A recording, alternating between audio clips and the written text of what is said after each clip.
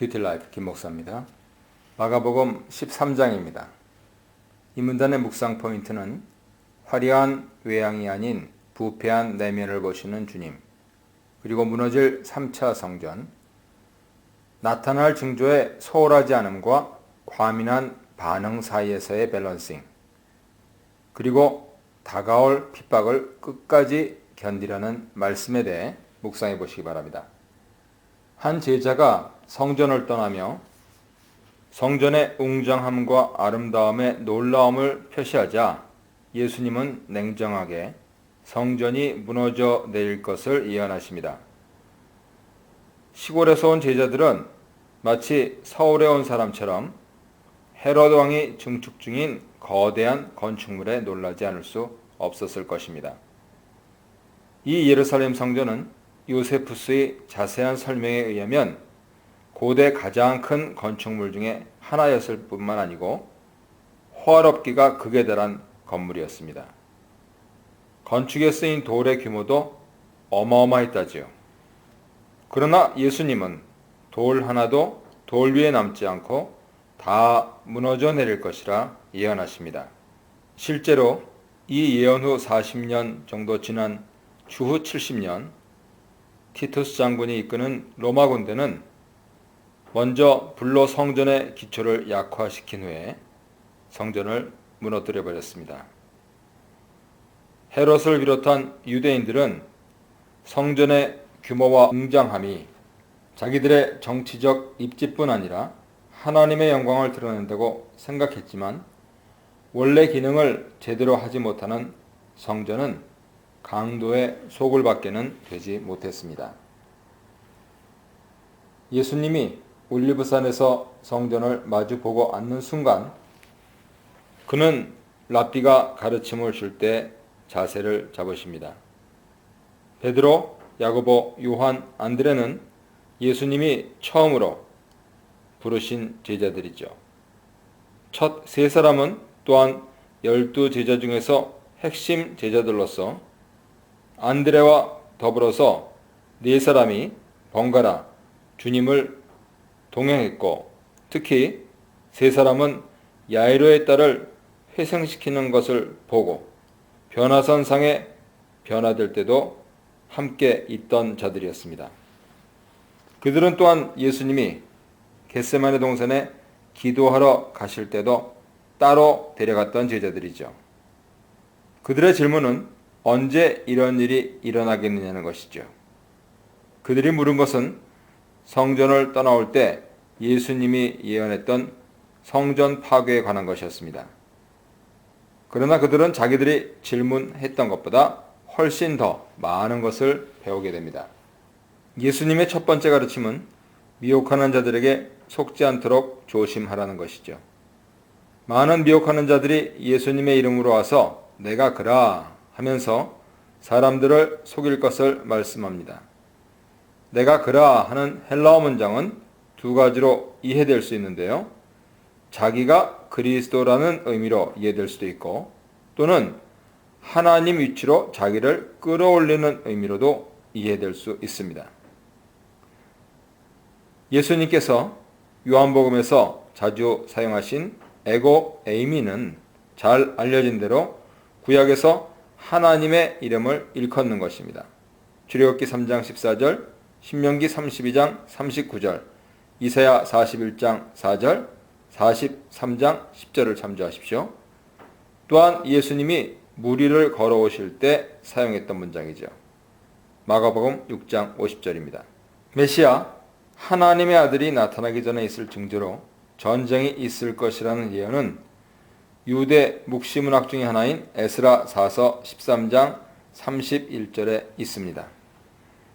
이런 일이 있어야 하는 이유는 이 모든 일들이 하나님의 계획 안에서 진행되는 일이기 때문이고 따라서 의롭고 신실한 자들은 두려워할 이유가 없습니다. 또한 아직 끝은 아니라 말씀하십니다.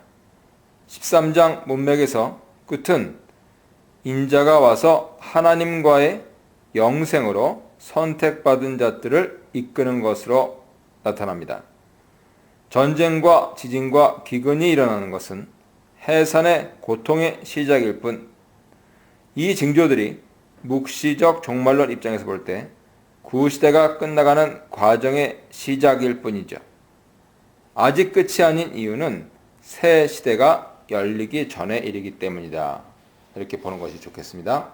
마가복음 13장 가운데 가장 중요한 주제 가운데 하나는 스스로 조심하라는 것입니다. 종말론을 대하는 신자들에게 철저히 적용되어야 할 말씀이죠. 종말의 징조들에 대해 예민해야 할 것은 사실이지만 섣불리 끝에 대한 결론을 내리고 경거망동하는 일을 피하라 하는 것이 예수님 가르침입니다. 공회와 회당은 유대인들에게 권력을 행사할 수 있는 정치체계죠. 여기서 공회가 예루살렘의 산헤드린을 의미하는 것인지에 대해 반대 견해도 있지만 문맥상 예수님 말씀하신 의도는 마가복음 14장 53절 이하에서 예수님 자신을 정죄한 그 집단을 의미하신 것으로 보입니다. 유대인 회당은 유대인들을 처벌할 수 있는 힘이 있었고 권력자들과 임금들은 로마 정부와 관계된 위정자들, 총독 혹은 안티바 헤롯 같은 그런 자들을 일컫습니다. 제자들은 그들에게 예수님을 증거하게 될 것입니다. 그들에게 증거가 되려 함이라 하는 것은 제자들이 잡혀가서 예수님에 대한 충성을 증언하게 되리라는 예언입니다. 그 과정을 통해서 복음이 모든 족속에게 전파되어야 하는 것이죠. 이 일도 역시 하나님의 계획대로 이루어지게 될 것입니다. 마가는 9절과 11절 13절에서 묘사되는 제자들에게 일어날 고난의 의미를 10절에서 설명하고 있습니다. 예수님을 신실하게 따르는 자들이 고난을 받아야 하는 이유는 그 과정을 통해서 예수 그리스도의 복음이 모든 족속에게 땅끝까지 전파되기 때문입니다.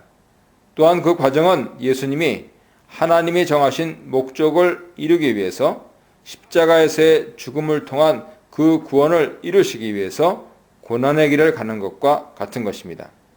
제자들은 예수님이 넘겨진 것 같이 끌려가서 넘겨질 것이고 신문을 받게 될 것입니다. 그러나 염려하지 말아야 할 이유는 그들이 무슨 말을 할지 성령님께서 지시해 주실 것이기 때문이죠. 12절에서 다시 한번 넘겨지는 것에 대해 말씀하고 있는데 그 내용은 미가 7장 6절을 연상시킵니다. 아들이 아버지를 멸시하며 딸이 어머니를 대적하며 며느리가 시어미를 대적하리니 사람의 원수가 곧 자기 집안 사람이리로다. 가족과 가족이 대적하는 모습은 종말론적 유대 묵시문학에서 자주 등장하는 주제입니다. 궁극적으로 제자들은 예수님의 이름 때문에 모든 사람들로부터 미움을 받게 될 것입니다. 그러나 끝까지 견디는 자들은 구원을 얻게 될 것입니다. 제자들에게 요구되는 것은 견디는 것입니다. 견딘다 하는 것은 압력 가운데 오래 참는 것을 묘사하는 단어죠. 묵시문학에서 계속 강조되고 있는 덕목이고 신약에서도 자주 언급됩니다.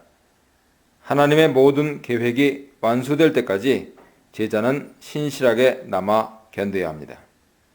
여기서 말하는 구원을 받는 것은 이제까지 마가복음에서 쓰인 용법, 병이 낫는 것 또는 구출받는 것을 뛰어넘어서 영적이고 종말론적인 구원을 의미하고 있습니다. 이 문단에서는 성전 파괴 전에 성전 유린이 일어나면 피하라. 거짓 그리스도의 미혹이 있어도 속지 말라. 성전 심판과 새 백성 부르심으로 나타나는 인자의 오심에 대해 묵상해 보시기 바랍니다. 예수님의 가르침은 1세기에 살았던 유대인들에게 주는 경고와 교훈으로 먼저 이해되어야 합니다. 원래 문맥을 무시한 채 이 구절들을 사용하여서 미래의 일에 꿰맞추려는 시도는 항상 문제를 일으켜왔죠. 구체적으로 예수님은 유대 땅에 있는 사람들에게 피신할 것을 권고하십니다. 멸망에 가증한 것에 대한 수많은 해석들을 여기서 논할 수는 없지요. 그러나 다니엘이 예언한 것과 관계가 있고 예수님이 예언하신 것은 성전에서 벌어질 참담한 행위였을 것이고 이 복음서를 읽는 유대 땅 독자들에게 분명히 일어날 일이었습니다. 최근의 연구는 이 사건이 유대인 전쟁 중 요세푸스가 기록했던 열심당원들이 성전을 훼손한 행위를 가리키는데 의견이 모아지고 있습니다. 그는 67, 8년 겨울에 열심당원들이 기샬라의 요한의 지휘 아래 성전에 난입해 점령한 후에 그곳을 자기들의 지휘소로 삼았던 것을 기록하고 있습니다. 요세푸스는 그들이 더러운 발로 거룩한 곳에 들어갔으며 자기들 마음대로 대제사장을 임명했다고 적고 있습니다.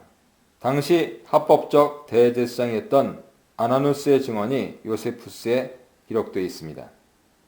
그런 일이 일어나는 것을 목격한 유대에 있는 사람들은 산으로 도피해야 합니다. 예루살렘 전체가 파괴될 것이기 때문이죠. 성전은 더 이상 사람들을 보호해 줄 수 있는 하나님의 피난처가 될 수 없었습니다. 예루살렘에 입성한 후 예수님이 계속해서 성전을 향해 보였던 태도와 예언은 성전의 기능과 거룩함이 끝났다는 것이었습니다. 성전 파괴는 이전에 보지 못했던 환란으로 이어집니다. 요세푸스는 예루살렘이 로마 군대에 의해 포위되었을 때 성 안에서 벌어졌던 기근과 식인 행위와 살육에 대해 생생하게 기록해 놓았습니다. 그러나 예수님은 이 끔찍한 상황 속에서도 하나님의 보호와 통제가 있을 것이라고 위로합니다. 하나님은 자기가 택하신 자들을 위하여 환란의 날들을 줄여주실 것이기 때문이죠. 환란 중에 일어날 거짓 선지자들은 메시아에 대한 거짓 가르침으로 사람들을 미혹합니다. 유대 묵시문학에서는 종말의 기대를 고조시키기 위해 메시아가 자주 등장하지요. 학자들은 1세기경에 적어도 60명의 메시아, 자기가 주장했거나 아니면 추종자들이 그렇게 여겼거나 60명의 메시아가 있었다고 밝히고 있습니다. 아마도 가장 유명한 메시아는 두 번째 유대인 전쟁이 일어났던 132년과 5년 사이에 많은 추종자들을 거느렸던 시메온 바 코크바였을 것입니다. 그는 당시 최고의 유대인 랍비였던 아키바에 의해 공식적으로 메시아 칭호를 받았던 사람이죠. 거짓 선지자들과 메시아들은 이적과 기사를 행하여 택하신 자들까지 미혹합니다. 이적과 기사는 구약에 자주 등장하는 하나님 행하시는 기적 현상입니다. 아무리 그들의 이적과 기사가 훌륭하고 멋져 보여도 신실한 제자들은 미혹되지 말아야 합니다. 23절은 문장 첫 부분에 후메이스테라고 되어 있는데 강조를 위한 것입니다. 이어서 삼가라, 조심하라, 블레페테 되어 있는데 13장 전체 주제를 강하게 선포하고 있습니다. 미혹당한 자들이 있겠지만은 그러나 너희는 조심하라. 앞서 5절 하반절에서 블레페테 말씀하심으로써 감싸기 구절을 형성하고 있지요. 13장 5절 하반절에 조심하라 이것을 받아서 13장 23절에서 조심하라 말씀하시고요. 그 안에 13장 6절에서 많은 사람이 미혹되리라 하는 것을 13장 21절 22절에서 거짓 선지자들과 메시아들이 미혹하리라 하여서 조심하라 하는 것을 강조하시고 있습니다. 그때 그 환란 후에라고 하는 표현은 성전 파괴와 그에 따른 환란과 인자의 다시 오심 사이에 있을 시간 간격을 보여줍니다. 그 환란이 얼마나 오래 갈지 아무도 모르지만 성전이 파괴된 후에 올 것이 분명합니다. 예수님이 제자들에게 바라신 것은 언제 이 일들이 일어날지 정확히 아는 지식이 아니라 이 일들이 일어날 것에 대비하여 조심하는 태도와 준비죠. 24절, 25절에 묘사된 징조들은 이사야 13장 10절에 근거합니다. 이 구절은 여호와의 날로 일컬어지는 하나님의 심판날을 가리키지만 예수님은 이 징조들이 인자가 다시 오실 징조들이라 설명하십니다. 다니엘 7장 13절 이하에서 예언된 인자 같은 이는 심판주이기 때문에 예수님이 예언하는 것과 같은 것이죠. 하늘에 있는 권능들은 바울이 말하는 통치자들과 권세들과 이 어둠의 세상 주관자들과 하늘에 있는 영들과 같은 것입니다. 에베소 6장 12절을 참조하십시오. 26절 말씀은 분명히 다니엘 7장 13절 말씀을 연상시키는데요. 내가 또 밤 환상 중에 보니 인자 같은 이가 하늘 구름을 타고 와서 옛적부터 항상 계신 이에게 나아가 그 앞으로 인도되매 그에게 권세와 영광과 나라를 주고 모든 백성과 나라들과 다른 언어를 말하는 모든 자들이 그를 섬기게 하였으니 그의 권세는 소멸되지 아니하는 영원한 권세요 그의 나라는 멸망하지 아니할 것이니라. 인자는 땅 권세를 가진 분입니다. 하나님의 뜻에 의해 고난을 받고 죽임을 당하고 부활하실 분입니다. 마지막 때 그는 다시 영광 중에 돌아오실 분입니다. 이런 의미에서 인자가 오는 것은 사람들이 보게 될 공적인 일입니다. 인자가 다시 오시는 목적은 심판뿐 아니라 택하신 자들을 구원하려는 것이죠. 사방에서라고 번역된 헬라어 문구는 문자적으로 네 바람들로부터 라는 뜻입니다. 여기서 네라고 하는 것은 동서남북이죠. 사방, 그렇죠? 이 두 문구는 서로를 설명하는 동의 평행구입니다. 이것은 모든 곳에서 빠짐없이 다 모여들 것을 말합니다. 하나님 구원이 미치지 못할 곳은 땅과 하늘 그 어느 곳에도 없습니다. 문단에서는 영적 민감함과 분별력, 아무도 모르기에 나를 대비하기보다 나를 준비해야 하는 주님 재림의 날, 늘 깨어 있어야 하는 제자들에 대해 묵상해 보시기 바랍니다.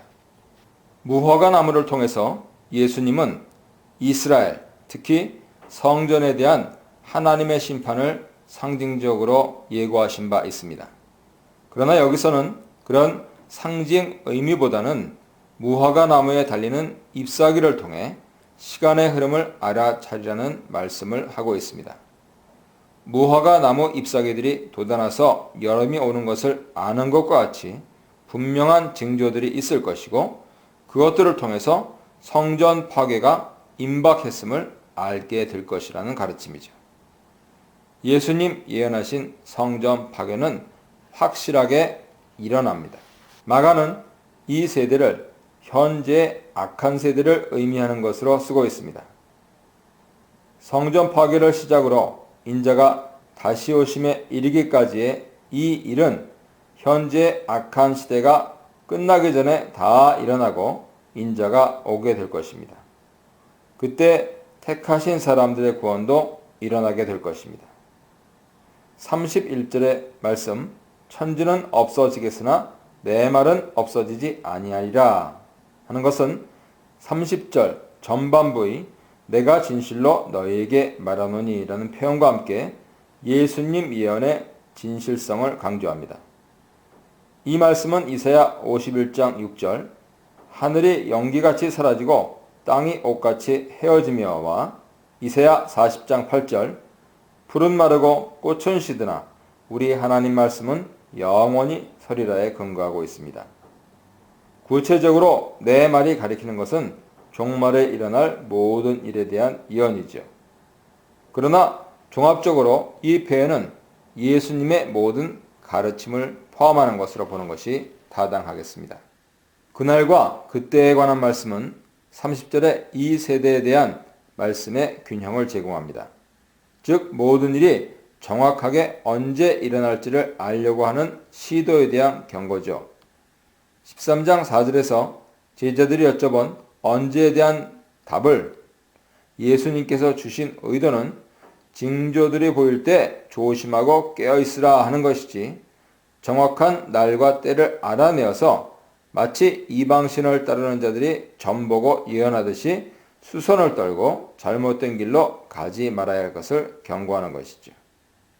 실제로 교회 역사는 이 경고가 얼마나 무시되었는지 보여주고 특히 한국 교회에서 여러 번 있었던 종말과 재림에 대한 경거망동한 역사는 다시 한번 주님께서 친히 말씀하신 이 경고를 심각하게 받아들여야 함을 보여줍니다.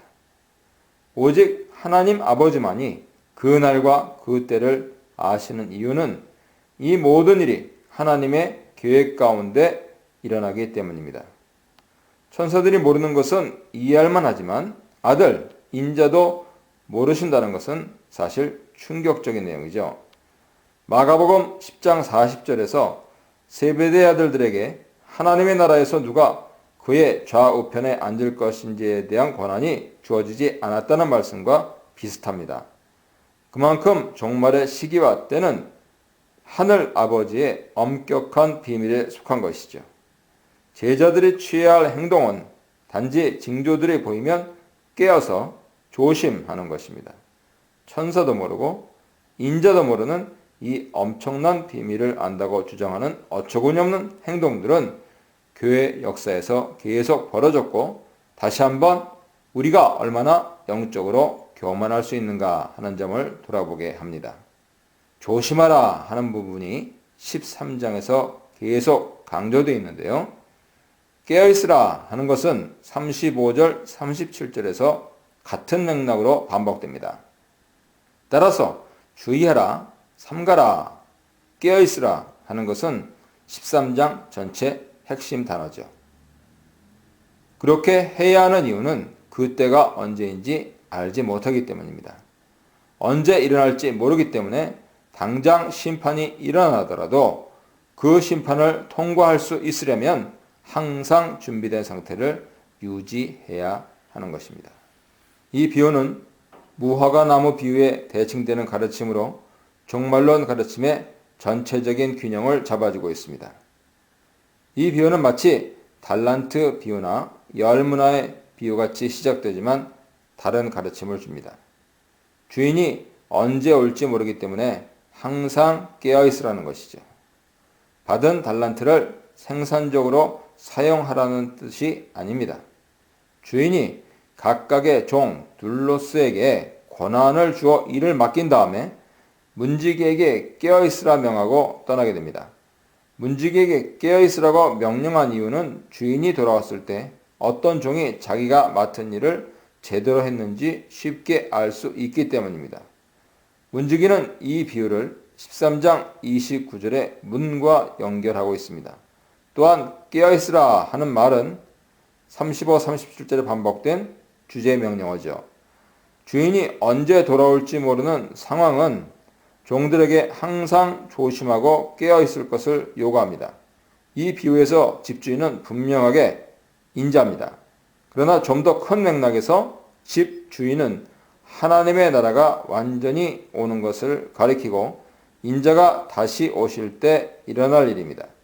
집주인이 돌아올 때 종들이 한 일에 대한 검사가 있을 것인데 그것은 종말의 심판을 가리킵니다.